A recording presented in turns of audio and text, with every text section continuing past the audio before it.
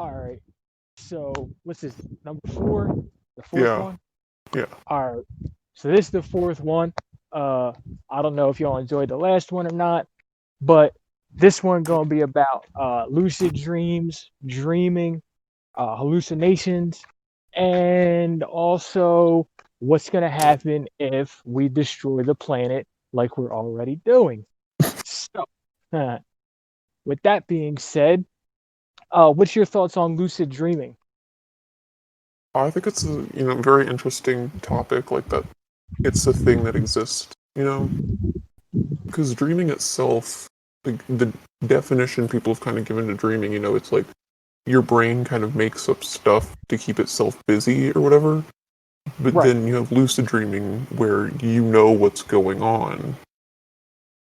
So, do you think like, all right, so say you're dreaming, like, all right, you know about the dreams where they say if you're falling and you hit the ground, or like if you're falling off a cliff or something and you don't wake up before you hit the ground, you could have a heart attack. hmm So, what do you think about that stuff?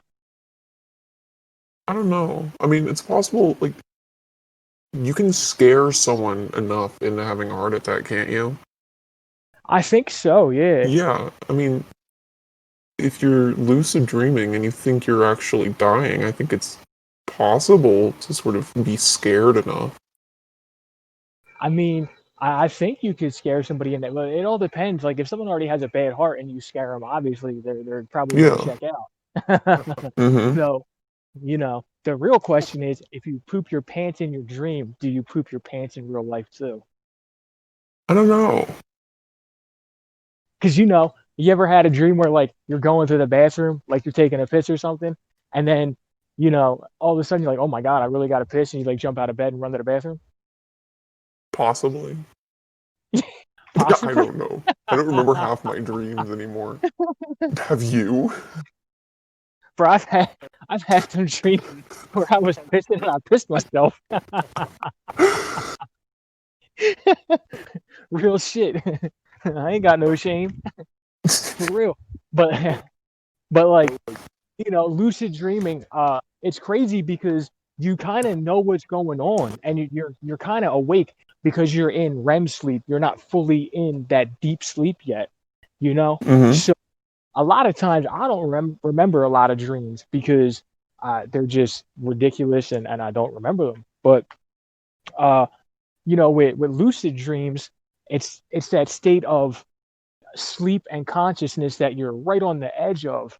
You know what I mean? So hmm um, and our brains, they release chemicals when we dream and all types of stuff when we sleep and all that. So is it more, how can I put this? Is it more like we're projecting what we want, or do you think it's more subconscious, or what? mm I think it is more subconscious itself. I mean, like actual dreaming is, if you're worrying about something, you're gonna kind of dream about that whether you want to or not.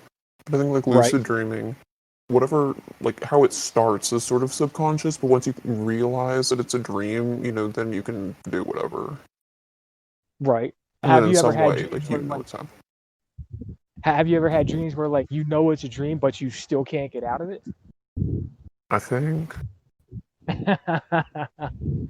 Because I've had dreams where like I'm being chased and all types of madness, and I know it's a dream, and like I'm like, damn it, wake up, wake up, wake up, and I still can't wake up, and I'm getting chased by like these monsters or all types of craziness, and like I still can't wake up, and then I wake up and don't remember nothing. I It's know I crazy. have had dreams, not necessarily bad ones, but just ones where I know, oh man, just has to be a dream. But like, I don't care at this point. you ever do you ever think like dreams are kind of predicting things, or as far as like insight into another dimension, or insight into things that could possibly happen, or things like that? Um, I've definitely had like real life deja vu of dreams, but I think as far Right. as like predicting stuff, it's kind of like, I don't know, predicting how you're going to react to certain situations. Like if you're worried about this one situation, you're gonna dream about it, and then like you're gonna experience it then, and it's sort of gonna give you insight into how you're going to deal with it whenever it happens. Right? So do you think that sometimes maybe your worries manifest as other things within your dreams? Yeah, I've definitely had that happen. Where you'll be worried about something and in your dream it's something totally different that's chasing you, but you know what it is? I don't know that though. Because I think that in our dreams, like, all right, so if I'm worried about these bills that are due, or whatever the case is, whatever I'm stressing about at that point, whether it's paying bills or having to take a test or whatever, I might have a dream, and the fear might manifest itself as something else that represents that per se. You know what I mean? Hmm. So, uh, do you think that like dreams can change the way you view things if you have a dream about something? Like, say you have a vivid dream about uh, being somewhere or going somewhere or doing something, and then you end up going there or doing that thing, and you had a dream about it where you did this one thing, and it was bad experience, so you don't do that this time? Um, I know I have had dreams about things I was anticipating and then remembered that dream whenever it was going to happen or whatever. But I don't know if it Right, actually like changed what I was going to do because I don't think it was something I'd planned to do in the first place. right. Because when I Because worry I about think, things, it's always like unrealistic things. okay, So it's not like something I would have ended up doing in the first place. so it was something so off the wall it didn't even Well, matter. yeah, yeah, So it was kind of like riding like a polka dot elephant through like the Sahara Desert or something. sure. So, like deja vu, you mentioned deja vu earlier. So, have you ever had crazy cases of deja vu? um, I don't know what you define as like a crazy case of deja vu.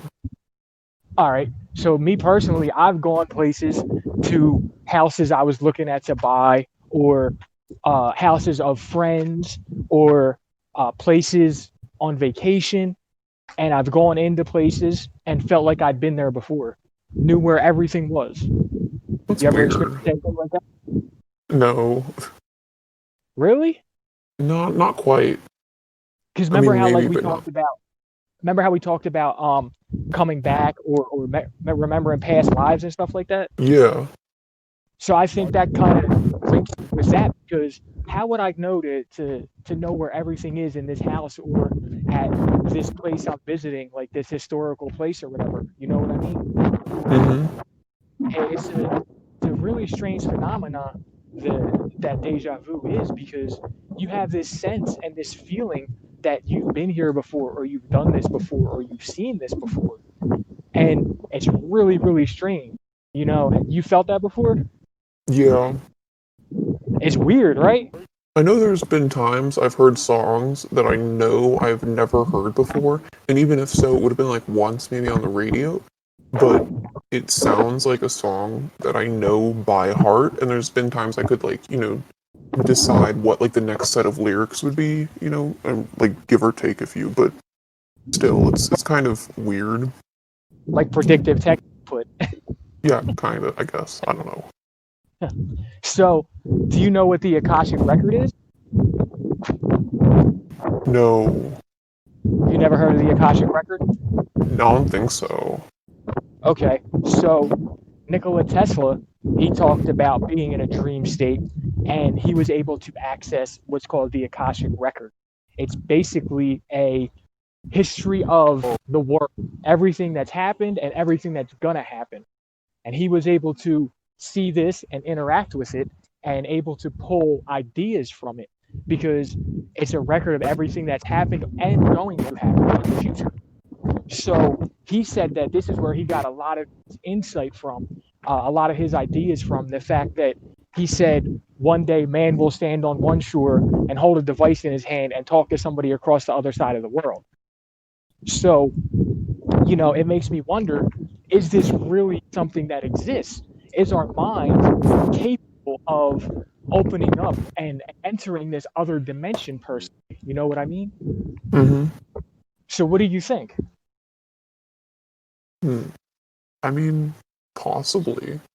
Like, You assuming should, like go ahead. people are reincarnated and have memories from their past lives, I think definitely dreaming could unlock some of those memories, at least, you know? But what about the Like, future?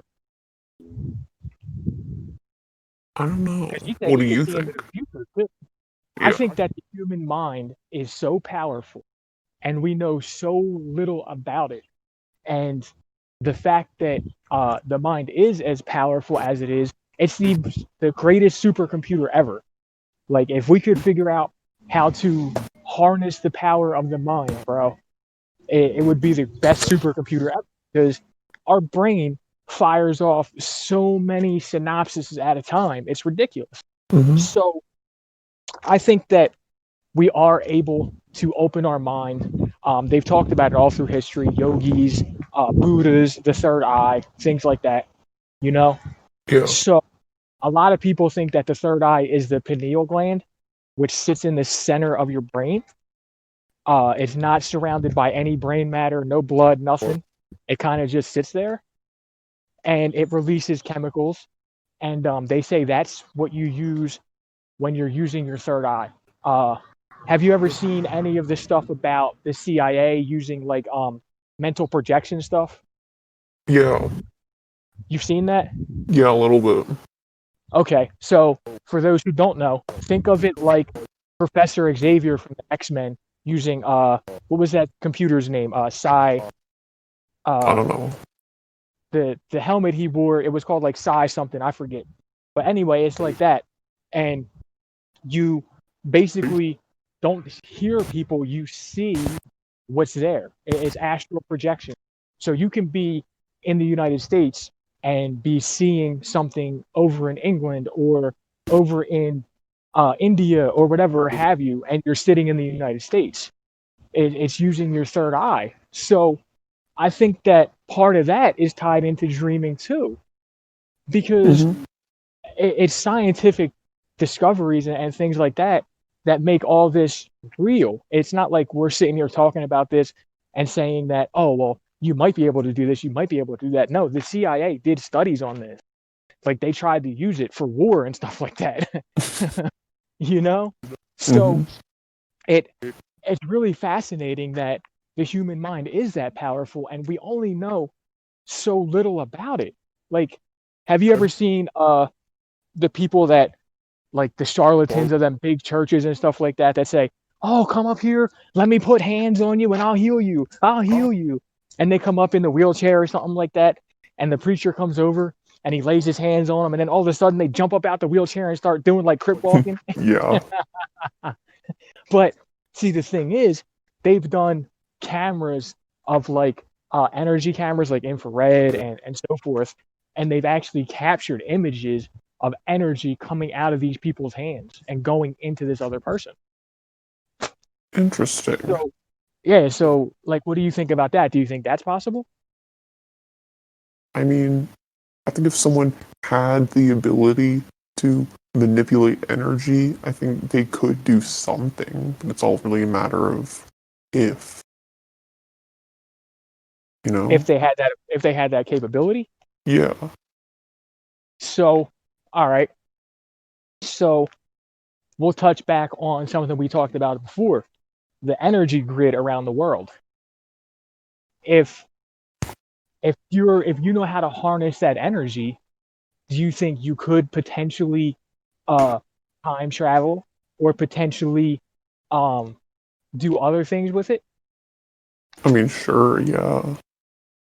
Theoretically, according to Hawking and Einstein, time travel is possible, Hmm. but it's not like we think. It would be folding time on itself and going through like that. You know what I mean? Hmm. So, um, now going back to dreams, like I don't know if dreams are trying to tell us something because you see all these books about dream interpretations or this or that. Now, do you think that like we talked about last time, ghosts, spirits, do you think they come into our dreams at any point? Um, I think they can. I don't really know if they do, but I think it's possible. You think it's possible? I mean, yeah. Because I mean, if they're energy, they can come into your thoughts or whatever the case may be, right? Hmm. So, do you think they can influence our dreams one way or the other? Yeah, probably. Because if you're thinking about, say your mom or your dad, right, passed away, and Hmm. you're thinking of them, and then before you go to sleep, and then all of a sudden you fall asleep and you have like this vivid dream of them, and it's you're out, never somewhere you've never been before, whatever the case is, and you're out with them, and you're at a lake or something, somewhere you've never been, and you remember this dream so vivid. Do you think like some of that stuff is you manipulating the dream, or possibly a ghost manipulating the dream with the energy, or what? I think it could very well be you, at least subconsciously, because people tend to dwell on things whether they like to or not. It wouldn't be a Right. surprise that you would dream about it. But Right. it's not I, like it's ghosts pretty interacting different. with it is off the table. Yeah, definitely not. If ghosts are energy, like we said, it's very likely that they're able to project and influence things. You know what I mean? Hmm. So I think that's pretty crazy though, because you know people have dreams of people they've never met or never seen before, and they have these vivid dreams, and they wake up and they know who exactly this person was, and they do some research and they find out that they were killed by this or that, and then like they uncover this whole story they never knew about, you know. Yeah. So uh, I don't know how that would like potentially happen. So it's crazy to think about it, to to see someone's brain scan, like if they took you to a sleep study, right, and Hmm. they put all them electrodes on your head, and you wore one of them hats and whatever else, and you're seeing all this stuff, and they show you these images before you fall asleep, whatever the case is, and then when you're sleeping, like you see all these waves going up and down and stuff like that. It's just crazy how much your mind is active when you sleep, Yeah. because even though you think you shut your mind down, it's still working, you know. Hmm. Sometimes when I fall asleep, I'm thinking about some crazy stuff. I'll wake up in the middle of the night and have an answer. Like I'll literally wake dead up in the middle of the night and be like, "Oh my god, that's the answer." So how does that work? I don't know. The other day I was pondering this question for hours. Like I could not come to an answer. And so I was about half asleep, like ready to fall asleep. And I was like, I know it. And so I like sat right back up and I was like, I know the answer now. Right. So I think part of it is when we allow ourselves to subconsciously think about a problem and not actively dwell on it, I think our brain works harder, and I think it works faster in regards to solving the issue or coming up with a solution to the problem. Hmm. I find a lot of So, times if I have a question that I cannot figure out, I just let it go for a little while, and then at some point the answer will come to you. right, You know, it definitely will. because you overthink it if you continuously think. You're gonna pass the answer at some point without realizing it. Right. You definitely will. Definitely will. Because I've done Hmm. that. Because you sit there and you're just like focused on that. And then you stop thinking about it. You're doing whatever you're doing. 45 minutes later, you're like, oh my God, I remember who sings that song. Hmm. All right. So, what do you think about hallucinogens expanding your mind? By the way, we are in no way advocating to do any hallucinogens or any psychedelics. Do not do them. This is all for the lulz. Yes, go So, be dumb. what do what do you think about hallucinogens? I think they definitely do let you sort of understand different things. Jesus Christ, Craig. All right, Craig, you bastard. Now we're gonna have to splice the frick. So we left off at hallucinogen. So where do you think like Because people have been doing hallucinogens forever, right? Mm-hmm. Yeah. Like DMT. DMT is supposed to open your mind crazy. And then Oh yeah. have you heard of ayahuasca? What? Ayahuasca. No. It's like it's a shaman thing. Native Americans and Aztecs and Incas and people like that, they create this drink. You drink it, and it's supposed to expand your mind. Ridiculous, crazy. Hmm. So, I mean, I'm thinking about trying it Tell me how it because goes. I know a shaman around where I'm going to be at that someone put me in touch with, and they administer it, and they say it's like I don't know how long, but multiple hours, and I'm pretty interested in seeing exactly because they say it changes your whole perception on life, like everything you've been through. And if you've been through a bunch of shit in your life, it changes your whole perception, and you come out refreshed and like totally different person.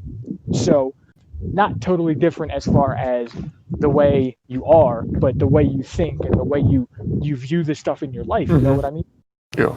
So I think it's always good to get that different perception, that different view, because if we look at things the same, we're going to keep thinking the same. You know what I mean? Mm-hmm.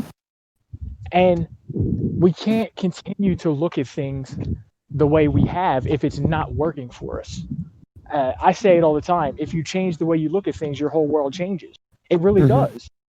Because perception is reality, right? Yeah. And if you're on hallucinogens or psychedelics, your reality is so twisted, you know? Mm-hmm. So have you ever done any? No. We had this Yeah, conversation yesterday or that's whatever. right. We did. So you've never done any, but like mushrooms is a totally different experience than acid, than LSD. And it's a totally different experience than DMT or 2CB or other mind altering substances like that that interact with the chemicals in your brain and so forth, you know? Mm-hmm. So, like, DMT is one of the most potent things you could do. And people have thought that DMT opens your brain to a whole nother dimension to contact aliens. Have you heard, like, everyone that tries it the first time, like, someone, like, there's a voice that says, like, thank you for finding this technology. I've never heard of that. Really? Yeah, and with DMT? Yeah. Really? Yeah. I've never heard that. I'm gonna have to look that up. Do you want me to send you a link to it? Yeah, send me a link to that because I've never heard that. But I believe it because they say that people in the Amazon were taking like 4 and 5 plants and breaking them down and mixing them together to create DMT, dimethyltryptamine. Mm-hmm. So, I mean, how did they know to mix these 5 plants? Like, uh, first off, if I'm in the rainforest, I'm not thinking about going and grabbing tree A, B, C, D, E, and F and putting them in a fucking mortar and pestle and grinding them bitches up. You feel me? Yeah. I'm trying to figure out how I'm going to stay alive because I'm worried about poisonous frogs coming and trying to kill me. Or a fleur de lance coming and trying to bite me.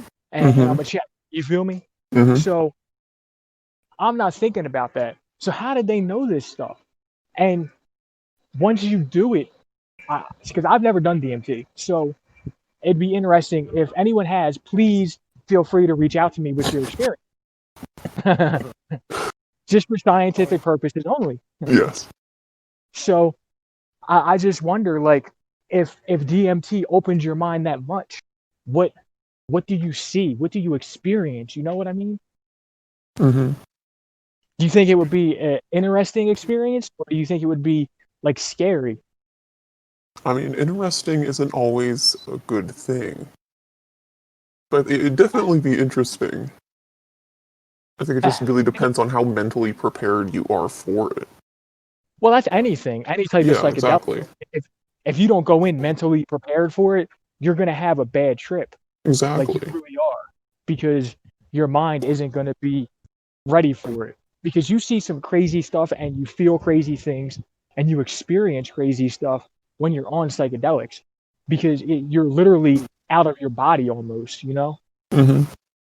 So I guess you're right. It does depend on what your definition of interesting and fun and unique is, but I think it would be a unique experience, honestly, Mm-hmm. because if you think about it, like who wouldn't want to interact with like another dimension, you know? Exactly. Yeah. Do you think you could learn stuff from it, or do you think it's just like, damn, I'm on the fifth dimension and this shit's still whack? I think you definitely learn something. It's really just a matter of like what.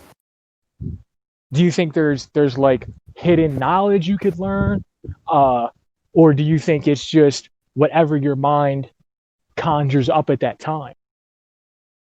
Um, it depends on your definition of hidden knowledge, whether it's like, alien technology or whatever, or whether it's simply things you don't understand about yourself that you sort of unlock during that Well, experience. that's all hidden knowledge. You know, Exactly. hidden knowledge is anything that we don't know or Mm-hmm. that we knew from the past but forgot. You feel me? Yeah. So, it, I think that there's probably more to it than we're led to believe. There's a reason that the CIA and a lot of government agencies did this research on these drugs.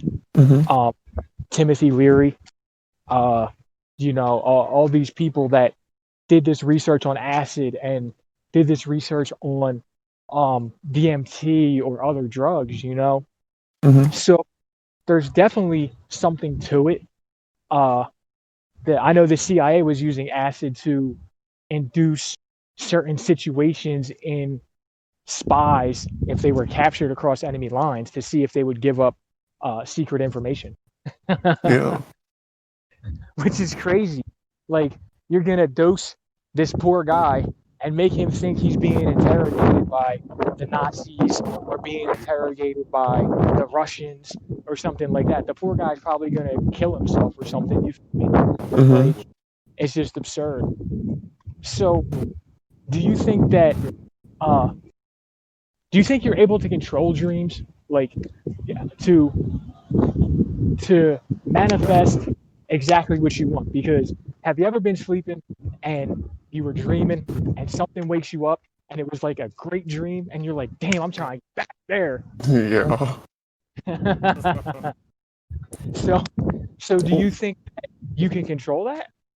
I mean, definitely, if it's all something that's sort of, conjured up by your mind, if you can sort of realize what's happening, there should be a way to sort of take control of what you're thinking. Right. Because, I mean, in like your conscious state, or sometimes you start thinking things that you don't want to, and you have to kind of figure out how to control those thoughts and stop them and then change them, right? Right. It's like, why shouldn't you be able to do that in a dream?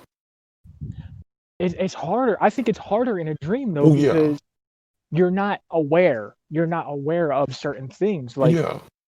in when you're awake, right? I was talking to somebody about this earlier.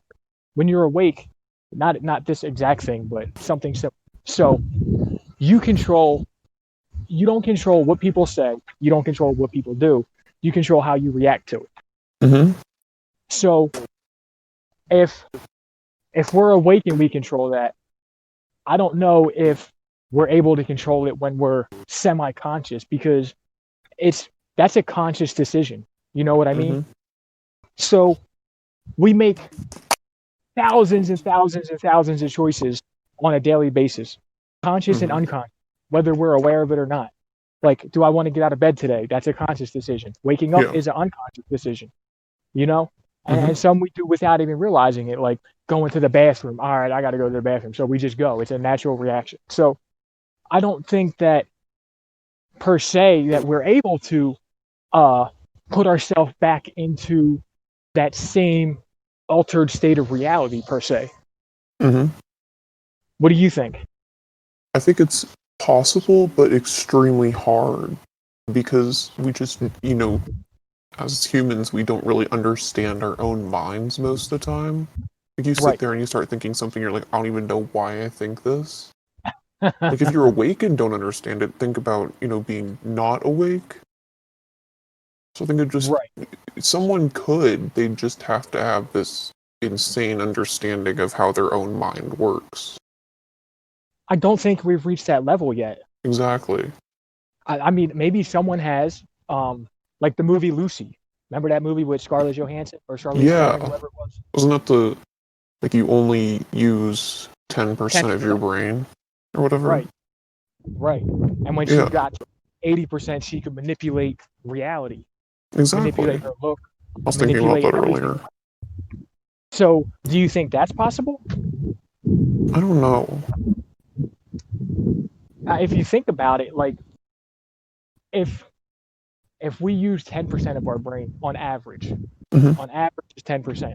So now, imagine, say, Stephen Hawking or Neil deGrasse Tyson or someone else who's incredibly smart with physics or astrophysics or whatever have you, and imagine them using like 95% of their brain.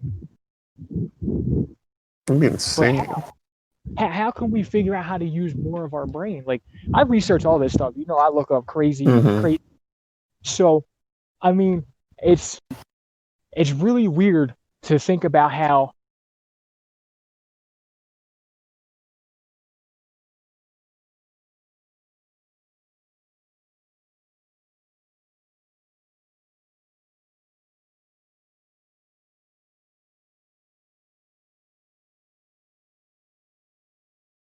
Can't hear you, man.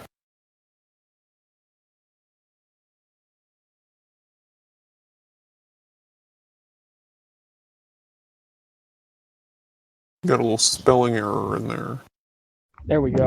All right. So if like someone's only using 10 to 14% of their brain, how could we use more of our brain? Is there any way? Like, imagine using 95% of your brain, bro. Hmm. Imagine the Maybe, things you could do. maybe the way to unlocking it truly is just like psychedelics. I think it might be, man, because all I mean, right. that's like the closest So thing we've got at the moment, anyway. right, because it really frees your mind of all constraints, Hmm. and like I said, I've done a bunch of them. So to me, being on that stuff, you think you figure out the meaning of life. You're like, Yeah. oh my, I figured it out. I know what it is. I know why this. I know why that. And then you come down and you're like, what the hell was the meaning of life? you, You ever seen it? Was you like can't remember. this guy, he was like, other time I was high, I thought I learned the meaning of life. So this time I'm gonna write it down. And so he did and woke up and it was like, I ain't telling you. You know how like kids, they lose things in their rooms. Their parents like stand somewhere else in the room and then look because it'll slightly alter what you were looking at before, and then maybe you'll find it or whatever. Like if Right. that works, imagine how altering your entire perception of reality would affect how you think. Exactly. Exactly. Because if you're changing everything, like where I'm walking right now, if I was on hallucinogens, I'd be seeing everything differently. You know, like Hmm. this car would be probably glaring, and this house would be maybe melting or something. Who knows? Yeah, But like I would see everything differently, so I would perceive everything differently. I wouldn't yeah. I wouldn't look at it as, oh man, that's just the house I look at every time I go for a walk or whatever. Hmm. So if we were able to open our mind at will per se, the way that hallucinogens do, like DMT or acid or mushrooms or ayahuasca, whatever have you, peyote, Hmm. mescaline. If we were able to do that at will, imagine how much different things would be to release those chemicals into our brain just by pure thought. Yeah. You know? Do you think do you think people do you think some people are able to do that? Because, like, all right, look at Salvador Dali. You know who that is, right? Hmm. Okay, the guy who paints the clocks and the melting pictures. and all Yeah. stuff like that. So, do you think that he was able to do that because of the way he saw things and portrayed them? Yeah, probably. I mean, you could certainly think of those things, but to consistently do it, you Like know? Van Gogh, same Yeah. thing. Like a lot of artists. I was just I about think a to say lot of that. artists, bro. It's a Hmm. lot of artists that are able to do this stuff, man. And the way that they portray things like Van Gogh or Dali or Hieronymus Bosch, if you look at some of their paintings, man, it really blows your mind to think like, how does someone perceive this stuff? Hmm.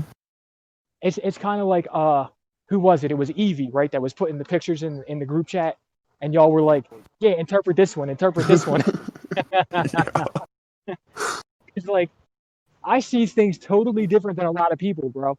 And you're like, how the hell are you coming up with these interpretations? I think we just didn't want to interpret it.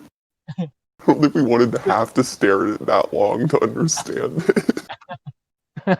Because I could look at a picture right away and be like, damn, like I interpret this as this and this and this. The melting face represents his distortion with the belief of such and such because it's being eroded by other thoughts and things like that, or prejudice against the church or whatever have you. Hmm. So I just that's why I love art so much, man, because it's so open to interpretation. Because I see the same picture as you, but we both see something totally different. I You think if I know? really wanted to, I could have interpreted those pictures to some degree, but I didn't want to look at them. They were crazy, bro. The sacred flower with the butterfly. Oh no. There was a good interpretation, though. Like if you think about it, you know what I mean? Yeah. Because the sacred flower with the butterfly, and the butterfly was drinking the nectar from the flower. It was interesting. It was an interesting take on a not a not well a normal subject that's not viewed like that. You feel me? Yeah. So uh, I just love it, man. I love seeing different art and different interpretations and different cultures and things like that. It's just so fascinating to me to see how people think and to see how their mind works and things like that. Because to me, art is a glimpse into your mind. You feel me? Hmm. It's showing me how your mind works. It's showing me your thought process.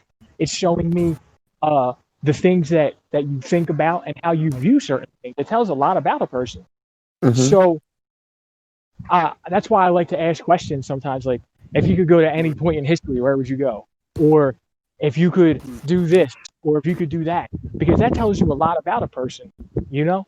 Hmm. It really does. People are like, oh, how does that tell you anything? Well, if you're able to look at it in a different way and you see somebody say, oh, I want to go back to ancient Egypt, they want to learn about how things were created because that's inquisitiveness. We want to know how the pyramids were created. Hmm. You know what I mean? Yeah. And then ancient Rome, oh, well, Rome was about splendor and glamour and uh, the Colosseum and the whole debauchery of the Roman baths and stuff like that. So that's more extravagance. You like to see nice things, and you want to see how uh, the upper class of Rome lived when they was wearing the purple togas and things like that. Yeah. So I like I like asking questions to find things out about people without saying, "Hey, what do you think about this?" You know what I mean? Yeah. Because when you engage someone's mind and you make them think, it puts them in a different space and it challenges them. And I think challenging ourselves mentally on different levels like that is a good thing. Hmm. See, Because because go ahead. reality itself, like, we can't really define reality because everyone perceives it differently. And depending on how you perceive reality, it's going to make you do different things. So our personality and ourselves are just sort of a physical interpretation of our own perspective of reality. So if you sort of get into someone's thoughts, you can understand how they think because it's all based off of their perception. Right. It is. This, like you said, my reality isn't your reality, and your reality isn't my reality because we think things different, Hmm. right? So when we're able to see and understand how others perceive things, we're able to understand them better. And Mm-hmm. I think that's where like a lot of fear of other cultures and things comes in because we don't understand them, you know? Mm-hmm. Where like cannibalism or sacrificing of kids in ancient times and things like that. Um, we don't understand their mindset and we're not able to ask them. So it kind of paints them in a bad light because, yeah, it's wrong to do all that stuff, but at the same time, this is what they were led to believe. Mm-hmm. So without them able to explain why they did these things, we're just like, oh man, the Spartans were horrible people because, you know, if they had a kid that was sick at birth, they left them on a hill to die. Like, yeah, that's horrible, but at the same time, this is how they were brought up. This was their beliefs. We don't understand their culture all the way. Yeah, So, there was some sort of logic behind it. I mean, there always is. Like, you wouldn't just do that because you could. I mean, right, there was a part whole of it, belief system built behind it. There was some reason that they were doing it. exactly. And part of it was they were trying to create a master bloodline. They wanted only the strongest children, and that would grow up into men that would be warriors. You know, Mm-hmm. that's why the Spartans were so feared because they were such fierce warriors. Um, if you look at uh, uh, Menelaus and um, when he fought Xerxes and Thermopylae and all that, Mm-hmm. you know, so it, if we just understood more about other cultures and things like that, I think the fear element would kind of go away because fear is a projection of the unknown. Fear Mm-hmm. is a projection of things we don't understand. You know what I mean? And Yeah. I think if we educate ourselves a little more on certain things, we wouldn't have those fears. So it, it's just crazy how like we look at certain cultures and we're just like, man, they were horrible people. But they're horrible because of what we know now. You know what I mean? Mm-hmm. If they had our knowledge and understanding back then, they wouldn't have done that stuff. They Yeah. wouldn't have been they they wouldn't have been throwing kids into a volcano. But also, if we were back then and that's the only thing we believed, we would have probably done it as well. Exactly. Unless you were just like Because the weird outcast person that realized these things were kind of strange. oh, don't mind him. That's Yao. He don't believe in none of this stuff. he's over there. He's over there chiseling rocks. Yes. I'm chiseling rocks with wood. Exactly. That's another thing. How the hell did they create this shit with nothing but copper chisels and wooden mallets? Like, come on, man. That shit ain't legit. First off, your copper chisel is going to go dull every 3 minutes because you're fucking chiseling into granite. The only shit that can cut granite is diamond blades. I used to work in marble and granite. I know. We used to go Oh, through blades like crazy. Like, literally like crazy, bro. You pay $80 for a saw blade and you get like 15 to 20 cuts out of it and then it's done. And you got to run water on it and everything because it heats up so yeah. much. So, anyhow, like, I think that the hallucinogens and the opening of your brain and your mind and the expansion of your mind is such a great thing that should be studied more and that should be looked into more and should kind of be it should be like a almost like a pilot program or something like that in a school. You know how they do Mm-hmm. all these drug tests for all these random drugs. Oh yeah, come be a medical lab rat for us. We'll get $50 plus free lunch. You know what I mean? Mm-hmm. Meanwhile, you're feeding me these chemically made drugs from a lab that the mice were growing 4 ears and 6 eyes off of, and you got me taking this stuff now. You feel me? Yeah. So at least this way, if I'm taking peyote or I'm eating mushrooms or I'm eating ayahuasca or DMT, that stuff's all natural. It's Mm-hmm. created naturally within plants. So I'd rather take that and expand my mind than take your your new weight loss drug, or your new anti-diabetes medicine, or your new heart medication that one in every 80 patients is dying from heart failure or something.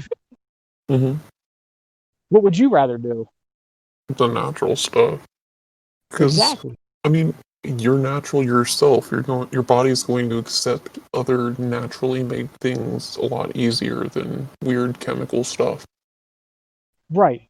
So you've seen Limitless, right? Hmm. Okay. So what do you think about NZT? Do you think that's a legit thing? Maybe. Do you think the government has created it? Because Hollywood usually likes to put out movies about stuff that is kind of going on behind the scenes to prepare us. Hmm. So they say Hollywood's the fourth arm of the government to push the propaganda and to prepare the people for all this stuff and whatnot. Yeah. So do you think that like they possibly have a mind enhancing drug like that? I mean, probably. I mean, they were doing research on it. They wouldn't. I had this idea, if the CIA is doing this much research on something, there's got to be something more that we don't realize about it. So I wouldn't put it past them to have figured out something at some point.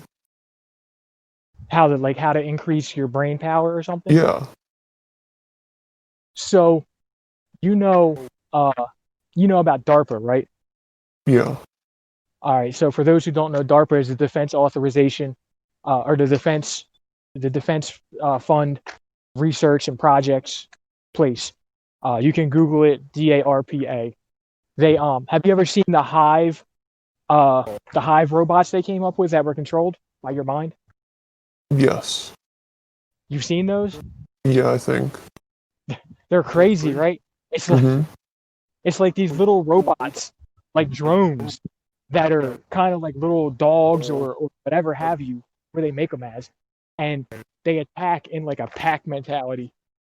It's crazy, and they're Mm-hmm. controlled by a human mind.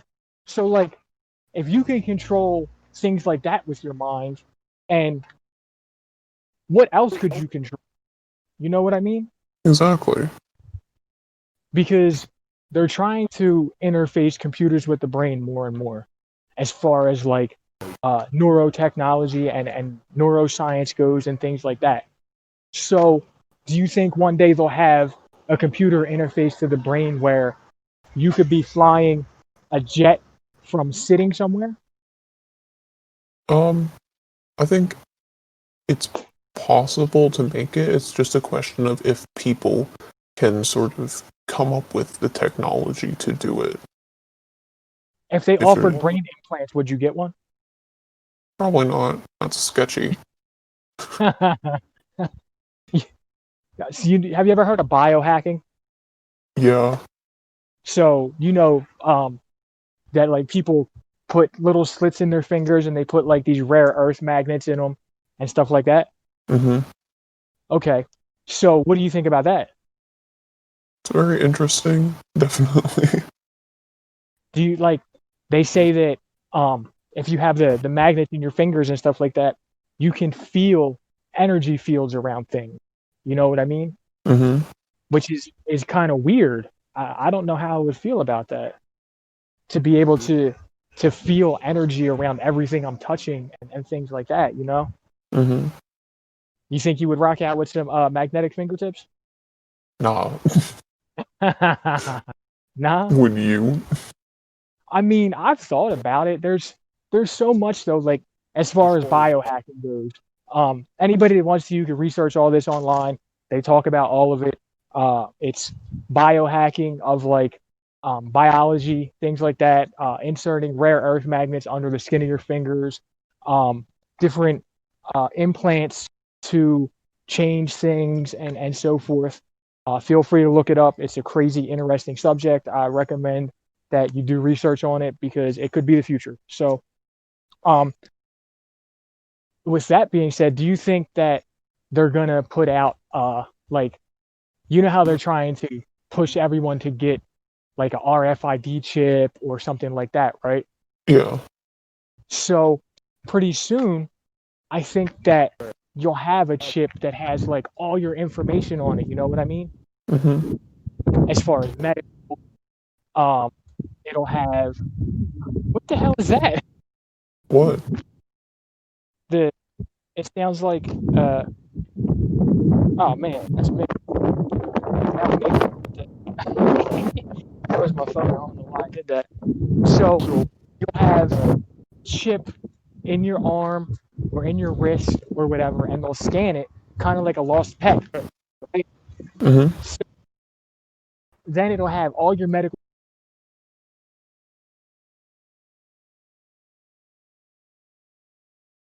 Man, I can't hear you. You really gotta stop going on walks taking these calls.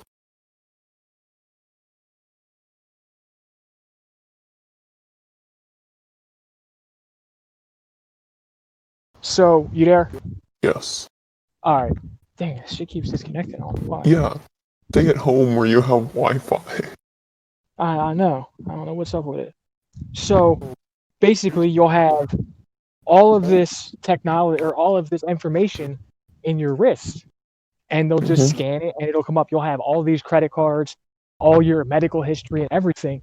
How do you feel about that? Where was it? There's a few states at least that were doing putting like little chip implants in people's fingers. They didn't have to have a ID card to get into buildings. You know, you could just like tap it Right. with your finger. I saw that. Yeah, I posted How you, something about it not too long ago. how you feel about that? That's weird. I mean, because it was an article, it was like it's not mandatory anymore, which sort of means that at some point everyone was forced to get them. Right. I think is a little strange. So my thing is, if I was forced to get it, and now you're saying it's not mandatory, can I get it removed, or is that a negative? I mean, probably, but I mean, I just think it's a little weird because I mean, with everything, you have the option to do things online or in person. Usually, there's always that backup of in person. Like, Right. why would you enforce it? Like, why wouldn't you leave the option to have a physical card? Yeah, that is a little weird. Like, what are you putting into me? Like, that's what I really want to know. Yeah, So, do you remember hearing about like airport employees that were going to be required to get a GPS chip put into them? vaguely. This was like after 9/11 and all that, like way after. But they were talking about um, doing GPS chips for people to know where they are, so that way nothing like that ever happened again. Which is kind of Yeah. crazy because, say, I work at the pizza place in the airport. You want me to get a GPS chip? What? You feel me? Mm-hmm. It's not like I'm working on the airplane. I'm not out on baggage. I'm not doing anything near the airplane, you know? Mm-hmm. So that right there is kind of weird to me. Um, I think that's very strange. But then again, you know, social engineering, bro. If you just act like you belong there, no one's gonna say anything to you Yeah. because that's the easiest thing to do. You just throw on a airport suit or whatever, a coverall or whatever have you. You throw some bullshit name tag on. You act like you work there, and you just keep pushing. You feel me? Mm-hmm. Social engineering is crazy because the human mind is only trained to pick up things that don't look like they belong. Yeah. So if you look like you belong, no one's going to question you. Mm-hmm. And See, that's the easiest way. it's so easy though. I can't tell you. There's been multiple times I'll be wearing like the same colored shirt as either like the employees at a store or like if I was like working at like a camp with children or something. If I was wearing like the same color shirt as a certain group, they'd assume automatically I was either working at the place or within that group, even if I don't have like a name tag or anything. Right. It's just It, like if you can change the most obvious things to match what they will sort of pick up in their peripheral vision or whatever, their mind's going to think, oh, that's an employee before they think, oh, they don't have a name tag. where they don't belong. Yeah. It's crazy, like because your mind is trained to pick up patterns. Mm-hmm. So that's why a lot of these companies use certain colored shirts and they use certain things because it's easy to identify them. Like Target, Mm-hmm. all red. Best Buy, all blue shirts. Things like that. Kmart, all red shirts.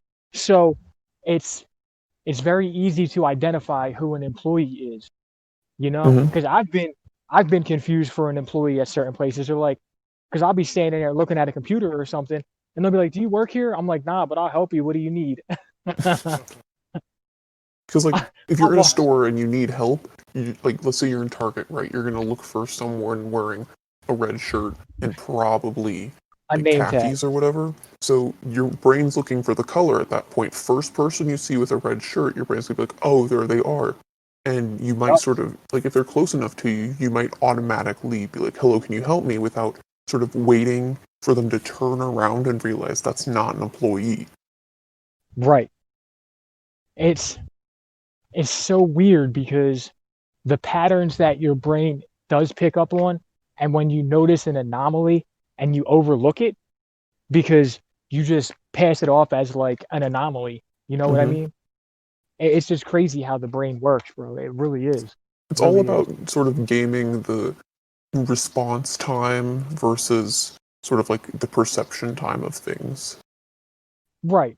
Eh, because you could be staring at something like take magic for example. It's all sleight of hand, card tricks. It's all sleight Yeah. of hand, but it's so fast, and you could be sitting there watching it straight up, and you still miss it because Hmm. you're focused on it so hard. You don't see the sleight of hand going on over to your left or right. You know, Yeah. it's wild, bro. The whole situation with magic and your brain and the things your brain picks up on, it's crazy. And the way people can influence your thinking. Have you ever seen the movie with Will Smith where he's the gambler? Oh, what the hell is it called? Oh my God, Focus. I don't think I've ever seen that movie. So he's this big shot gambler, and they're running this scam on this guy, this Chinese guy, and he like loses all this money to him, and then he bets him again, and he's at a game with him, and they've been running this scam on him, and they've been influencing his thinking the whole time. So like, uh, they played the Rolling Stones song "Sympathy for the Devil," where it goes ooh ooh ooh that shit. Hmm. So that in Chinese, like ooh ooh in Chinese is 55 or something like that, right? Yeah. So uh, they had a guy on the sidelines wearing the number 55 that was a plant, and when the guy he told him, look, pick any jersey number of any player on the field, and I'll guess what it is. So the whole time leading up to this point, he was influencing his decision with that number 55, with like signs placed everywhere, the music, and all this stuff. And then when he looked, he saw the guy in number 55, and that's the guy he picked because he was Hmm. influenced to do it. So the way you're able to be manipulated and coerced into things without you even knowing it is crazy. Hmm. Because just think about that. Like say you're out with somebody, and now all of a sudden they're manipulating everything you're doing and you don't even realize it. Yeah. That's pretty scary actually. Yeah, I mean, kind of. Like that's totally scary now that you think about it. Yeah, it's like that tactic that people use where they compliment you twice, say the bad thing, and then put another compliment on the end, where it sort of Oh, numbs your the mind to the compliment compliment. Yeah. sandwich. Right. So it's build, break, build, you know? Hmm. And it's just like in the military, they take you in there and they usually want people that come from a home that's kind of like not all that great or whatever, so they can show you that, oh, now we're your family and we'll always have your back and all this stuff. And they break you down to a base human being with no thoughts of your own and they reprogram you, you know? Yeah. And it's really brainwashing to be honest, because if you hear a lot of these soldiers that get brought up on these war crimes and stuff like that, what do they always say? I was following orders. Yeah. So at what point do you say I'm not a robot and I'm a human being and I'm not going to follow this order because it goes against my morals and my ethics, you know? Hmm. So would you blindly follow a officer's order? Like if you were, say you were in the army, you're overseas or whatever the case is, we're in war, and they tell you go take this village, and you have to go into this village, and you end up slaughtering all these people. Would you still do it? I mean, honestly, no. There's things I do in daily life too that like things I'm told to do by other people, like higher up people, that I still sort of. I mean, I'm at least very wary of it. Right. Because you got to be able to think on your own and have independent thinking, because so many people have ulterior motives and have different reasons for getting you to do certain things, you know? Mm-hmm. And it it's really bad to blindly follow anything or to blindly go along with anything. Like that's why I say question everything. You Mm-hmm. know, because if you don't, next thing you know, you caught up in something you never wanted to be caught up in. Yeah. And that was never your intention from the beginning. But because you never questioned it and you went along with it, now you caught up just like everybody else. And you sitting there looking crazy because you're like, I never knew this was coming. Yeah. Something I kind of question a little bit. You know, in like preschool and kindergarten, everyone walks in the same line. You know, they usually tell kids like finger on your lips, hands on your hips. Everyone walks down the hall the exact same. And they all learn the exact same little art projects and stuff. Which I mean, Right. it's easy to teach kids like that. But then they're kind of sort of teaching you all be the same. But by the time you reach the end of high school, they're like, be very different. You need to stand out. I just kind of think the dynamic between the beginning and end of school like that's kind of strange. It is. It really is. Because from such an early age, you're taught to conform, Hmm. you know? Yeah, and then Like you said, go ahead. then at the like when you get into high school when they're really trying to get you to stand out, they're like, you gotta try hard. You are unique, believe me. And people are like, but I'm not though, because they've been trained since they were younger to sort of act like everyone else. And I think Right. being told to act like everyone in at such a young age sort of conditions people to follow these social trends in order to fit in because they sort of feel like if you don't match everyone that's not the right way to be social. Right. Which is, it's so bad though, Mm-hmm. because I mean, you're forcing people to be a certain way, which is horrible, first of all. You Yeah. know, everybody has free will. And even as a child, as an infant, you have free will. You just don't know it. You're Mm-hmm. unaware of it, you know? So to suppress that and to kind of make a child into everybody else isn't good, man. Let them do what they want to do. Let them be themselves. Let them express themselves. Like if my kid wanted to wear uh cowboy boots, a pair of shorts, and a basketball jersey with a fitted hat or something, go ahead. You know what I mean? I don't care if that's how you want to express yourself. Go ahead. Yeah. I think the idea of conditioning kids from such a young age to be like other people, I think that's sort of goes along with the idea that school is just sort of a whole plot to make people into the kind of people that will work for the government in one way or another, you know, whether they want to or not. Because if you're told to act like everyone else, you're going to kind of follow that when you choose occupations and stuff. That's why you'll have more people working for big corporations and, you know, Right. Be a 'cause- worker bee. yeah. That's pretty much what they want, man. They don't want you to question things. They don't want you to do any of that. Like Yeah, and see, my there are buddy, those few people that never go to actual school. They're taught everything at home away from like a solid educational system. right? And they turn out way different than everyone else. I mean, not necessarily because of like a lack of like a school environment, but just because of how they were taught things and how their thought Oh yeah, process is different. yeah. Because they're not around all these people. They're not around a bunch of other kids that influence them and things like that. They're around older people all the time because they're taught at home. So their thought process is way different.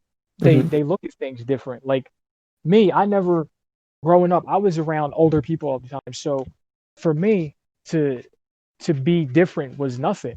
I was around a bunch of older people, so I thought differently. I saw things differently because that's how they saw things or that's how they viewed things, and they were always challenging me. So you know, I think that kids should be able to be free, man, to to be themselves, man. Like just do you. Like from a very young age, I would promote that. I don't.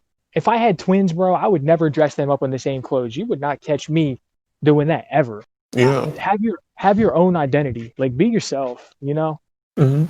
It's just crazy that schools, like you said, from such a young age, push that agenda. Like, oh, everybody in line, everybody sit like this, everybody do this, like, and then little Timmy's over here outside the classroom because he refused to put his hands on his hips, so he don't get no milk and cookies. Exactly. Think of like how differently you understand and enjoy learning something when you pick what it is and you pick how you want to learn it and you teach yourself.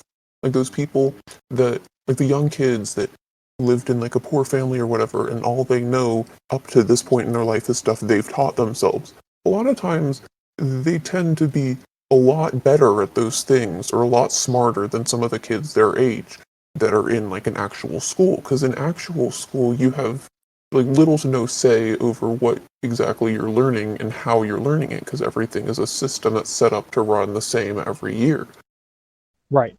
And because there's so many kids, there's no opportunity to really alter that system to fit your own personal needs. So then you have these kids that can't keep up with that and then fail the thing, or the kids that keep up too fast with it and then get And get way bored ahead. because that was my thing. I got bored in school. Like Yeah. school did. I got bored, so I said, "Fuck this! I'm leaving. I don't care. I know what y'all talking about already. I'm out. I'm gonna Mm-hmm. go do me." So I think that they should change the curriculums. I think that they should change a lot of that stuff, man, because it's not kids learn different now, man. It's so much different, and Mm-hmm. you have a lot of teachers and people that are still stuck in these antiquated ways, man. They really are, And I forget who I was talking to, but we were just talking about how like kids nowadays, they you could have someone that's 9 years old and they talking about stuff I wasn't doing until I was 16, 17 on a computer. You Yeah. feel me? Mm-hmm. So, and they're talking about, oh man, I just learned Perl and I learned Python. What should I learn next? I'm like, damn. How much did you learn? Well, I can do this. I'm like, and you're how old? I knew a I kid feel who was like, I don't know, 13 and was entirely homeschooled because his mom was like insanely smart, right? This kid at 13 was taking college level classes, like straight up like actual college, because like right, he was really smart to begin with, but it was also because his mom was so smart and he never went to like an actual school. He moved right. at So his he own learned different. pace with her knowledge. Right now, see, I think there's benefits and drawbacks to that Mm-hmm. because now, say you go to college to get a degree, you graduated school, you're 13 years old, you graduated high school. That's all fine and dandy. You took the test, you passed, cool, whatever have you. Now you're going to college. You're 13. These kids is 18, 19, 20, 21, 22, 23. You feel me? Mm-hmm. So now you thought you would have been an outcast in high school or in middle school. No. Now you in college at 13 years old. Yeah. You under a totally different rules now. It's you away from home first off, Mm-hmm. unless you go to a community college or something close to your house. Other than that, you're going to be living on campus. Yeah. And if you're that smart, you're going to get a full scholarship because what school? Stanford, Harvard, MIT, uh, Berkeley, Penn, whatever have you. What school isn't going to say, "Oh yeah, 13 years old, genius, yeah, come here, full scholarship, here you go." Mm-hmm. So I think that's a really dangerous place too because at 13 you're going to be so out of place. You're not going to be able to relate to these people because they're so much older than you. Mm-hmm. You know, Yeah. I think that sets up a very bad situation for a kid sometimes if they're not able to mentally handle that. Because Yeah. at 13, what are you thinking about? Fitting in, hanging out with your friends and playing video games and doing younger kid stuff, right? Riding a Yeah. bike I mean, or there's a this or that. reason at 13 the work you do in school doesn't really matter as much as it does in high school, at least. Exactly. Now you're in college, and these people are ready to move on with their life now. Hmm. Especially ones that are there for an undergrad degree or a graduate degree, and they ready to graduate at 21 or 25, 26 with a master's, whatever the case. Now you 13. Yeah, What do there's you literally people at college that are ready to start a family, and you've got like this 13-year-old kid just kind of there. right? So that's a dangerous situation to me, Hmm. and I don't know how I would handle that. Like if say say I had a kid and they were like Mensa smart. You know what I mean? Yeah. Like ridiculous. How I don't know, man. I don't know if I would want to skip them ahead grades or not because I was given that opportunity to skip ahead a grade or two, and I passed it up because I didn't want to. I didn't. First off, where I grew up, it wasn't cool to be the smart kid. First off, you didn't want to be the smart. So Yeah. I kind of repressed my intelligence and played it off and everything like that. But I don't know, man. Like if if I had a kid and he was that smart, first off, I would be scared because I I could be sleeping and this little motherfucker right here building a hydrogen bomb or something Hmm. out of Dawn dish detergent, some Comet cleanser, a soda bottle, and a potato. Next thing you know, motherfucker's knocking on my door. He's gonna outsmart you, man. He's gonna get so many things. Right.